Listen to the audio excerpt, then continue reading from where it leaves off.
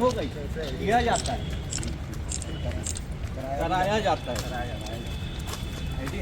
ये मामला ये है कि जमीन जो है वो पटवारी की आईडी हैक करके जमीन को मेरे पिताजी के नाम की थी, उसको दूसरे के नाम पे कर दिया गया है। इस मामले को और एफआईआर कराया गया है, जिसमें अभी तक कोई कार्रवाई नहीं हुई है। कहाँ की जमीन है? ये लखोली की जमीन है, जो महन जैन के नाम की थी, उसे दूसरे के नाम पे कर दिया गया है, जिसमें आज तक की कार्रवाई नहीं हुई है। इसमें एफआईआर भी कराया गया है, लेकिन इसमें कोई कार्रवाई करने और गिरफ्तारी नहीं हो रही है।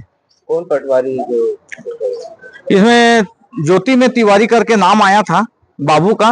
पटवारी बोलता है कि मैं तो हड़ताल पे था ऑनलाइन, और ज्योति में तिवारी ने किया है बोले।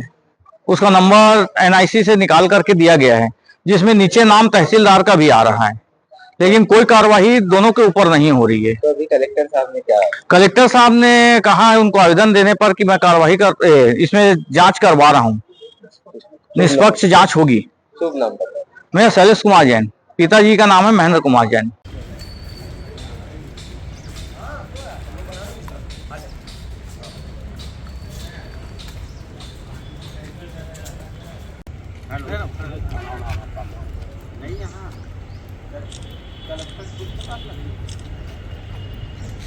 कुछ दिन पहले एक पटवारी की आईडी हैक हो जाती है और आईडी हैक होने के बाद किसी एक व्यक्ति की जमीन दूसरे के नाम स्थानांतरित हो जाती है। आज 4 महीने पूरे हो गए हैं। बड़ी बड़ी धाराएं आरोपियों के ऊपर लगी है, लेकिन उन्हें गिरफ्तार करने से पुलिस के हाथ पैर भी फूल रहे हैं और प्रशासन के भी हाथ पैर फूल रहे हैं, क्योंकि बीजेपी नेताओं का संरक्षण है।